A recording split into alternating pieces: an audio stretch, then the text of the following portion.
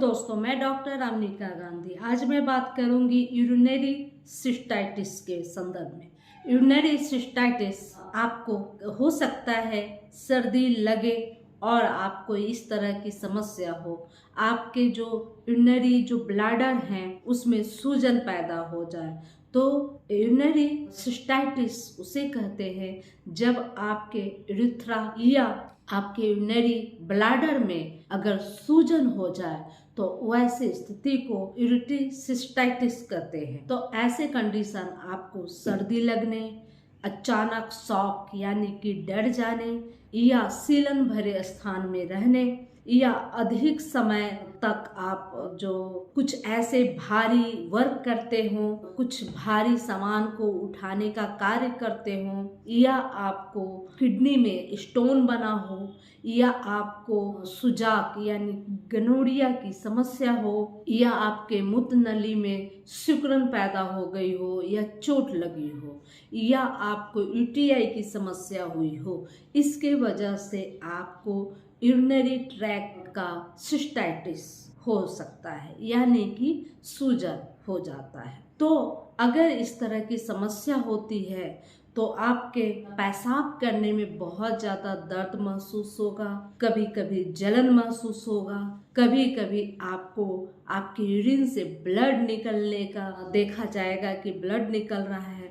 कभी कभी इस तरह के कंडीशन में आपके यूरिन से एल्बुमिन की भी मात्रा निकलना शुरू हो जाती है, जिससे व्यक्ति बहुत ज़्यादा कमज़ोर हो जाता है और इसमें गाढ़ा सलिस्मा भी निकल सकता है। कभी कभी सूजन इतना ज़्यादा बढ़ जाता है कि जिसके वजह से आपको यूरिन बिल्कुल निकलना बंद हो जाता है और बहुत ज़्यादा फीवर व बहुत ज़्यादा पेन आपको हो जाती है। कभी कभी व्यक्ति इस दर्द के मारे कड़हाता है और कांपता है।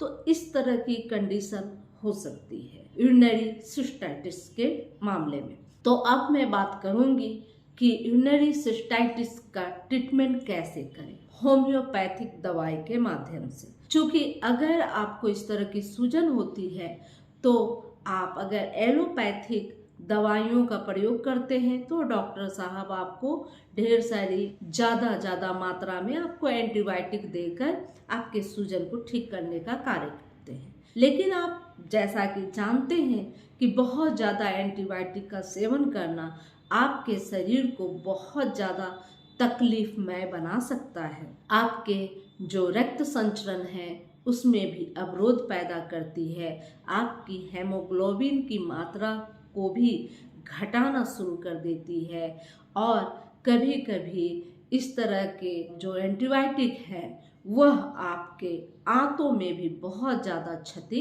पहुंचाती है, आपके लीवर को भी बहुत ज़्यादा नुकसान करती है, टॉक्सिक करती है।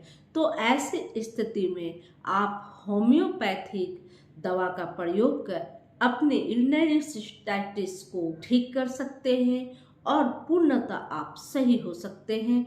और इस तरह की आप अगर धारणा है कि होम्योपैथिक दवाइयाँ जल्दी असर नहीं करती, इतना ज़्यादा मुझे कष्ट है और मैं होम्योपैथिक दवा का प्रयोग करूं तो मुझे बहुत टाइम लगेगा ठीक होने में, तो यह धारणा आपकी बहुत ज़्यादा गलत है। क्योंकि होम्योपैथिक दवाइयाँ आपके जो बीमारी के जो सिम्टम है उसके आधार पर, उन लक्षणों पर अगर दवा का चयन कर आपको दवा दी जाए तो आपको अन्य कोई पद्धति की दवा जितना जल्दी असर करेगा उससे बहुत ज़्यादा जल्दी असर करती है होम्योपैथिक दवाइयाँ। लेकिन बशर्ते आपको आपके जो बीमारी है, सिर्फ आपका जैसे यूरिनरी सिस्टाइटिस के मैटर को ही सिर्फ एक बीमारी का नाम से ही दवा का ट्रीटमेंट नहीं होता, बल्कि बीमारी के साथ उत्पन्न हुए आपके शरीर में जो लक्षण होते हैं, जो तकलीफ़ें होती हैं, उन आधार पर होम्योपैथी में दवा का निर्धारण होता है। चूँकि होम्योपैथी में बहुत सारी दवाइयाँ होती है एक बीमारी के लिए, और आपके जो सिम्टम हैं जो आपकी बीमारी के साथ आपके शरीर पर उत्पन्न हो रही है, अगर उन लक्षणों को विस्तार से आप अपने डॉक्टर से बताते हैं तो बहुत अच्छे तरीके से आपका ट्रीटमेंट हो जाएगा और तुरंत ही क्विक एक्शन आपको मिल पाएगा। आप तकलीफ से तुरंत उबर पाएंगे। तो ऐसी स्थिति में आप अपने किसी कुशल होम्योपैथ चिकित्सक के परामर्श के उपरांत दवा का प्रयोग करें, और कुशल चिकित्सक से मिलने के उपरांत आप अपनी समस्याओं को विस्तार पूर्वक बताएं, कोई भी बात छिपाने की कोशिश न करें, तभी आपका प्रॉपर ट्रीटमेंट हो सकता है। तो ऐसी स्थिति में अब मैं बताऊंगी कि कैसे कौन कौन सी मुख्य दवाइयाँ हैं जो मेरे क्लिनिक में बहुत ज़्यादा उपयोग की गई है ऐसे मरीजों के ऊपर, और बहुत ज़्यादा लाभ प्राप्त हुआ है। सबसे पहले कैंथ्रिस यूरिनरी ट्रैक्ट के लिए बहुत अच्छी कारगर दवाई है।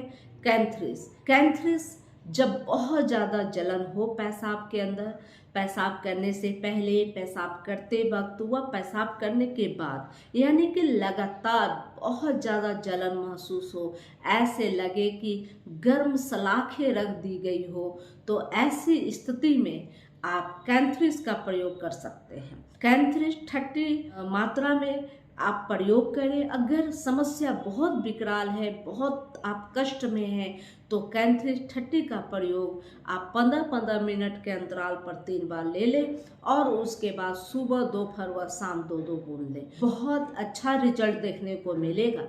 जैसे ही आप पहले या दूसरे खुराक आप लेते हैं कैंथ्रिस का, तब ही आपको आराम सुकून मिलना शुरू होगा, लेकिन फिर भी आप 1 सप्ताह 10 दिन जरूर दवा का प्रयोग करें।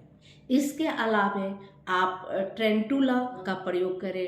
ट्रेंटुला जब सूजन बहुत ज़्यादा हो और पेशाब की बूंद बूंद कर पेशाब गिरे, और आपके जो पेशाब हैं वह पेशाब काला या भूरा रंग का, सरांध वाला, बदबू वाला, बेहद बेचैनी पैदा करने वाला आपको पेशाब करने में इतनी दिक्कत हो, बहुत आप बेचैन हो जाए और बार बार पेशाब की हाजत हो आपको, तो ऐसी स्थिति में ट्रेंटुला 30 का प्रयोग करें। सुबह 2 बूंद, दोपहर 2 बूंद और शाम 2 बूंद। जब रोगी को बहुत ज़्यादा पेशाब में घोड़े के पेशाब ऐसे गंध आए, बहुत बुरा सा स्मेल आए, और वैसी स्थिति में अगर बहुत ज़्यादा जलन पैदा हो और आपका पेशाब शरीर के जिस भाग में लगे वहाँ ऐसा लगे कि वहाँ छाले हो गए हैं, तो ऐसी स्थिति में एसिड नाइट्रिकम 30 का प्रयोग करें। सुबह 2 बूंद, दोपहर 2 बूंद और शाम 2 बूंद। जब नवविवाहित स्त्रियां जब अपने पति के साथ इंटरकोर्स करने के बाद उनके जो पेशाब करने में इस तरह की जो तकलीफ़ें हो या सूजन पैदा हो जाए, उनके जो यूरेथ्रा है उसमें सूजन पैदा हो जाए, तो ऐसी स्थिति में स्टेफेसगिरिया 30 का प्रयोग करना चाहिए। सुबह 2 बूंद, दोपहर 2 बूंद और शाम 2 बूंद। नवविवाहितों के लिए जब इस तरह की समस्या होती है तो स्टेफेसगिरिया बहुत ज़्यादा कारगर होती है, बहुत अच्छा काम करती है और क्विक एक्शन करती है।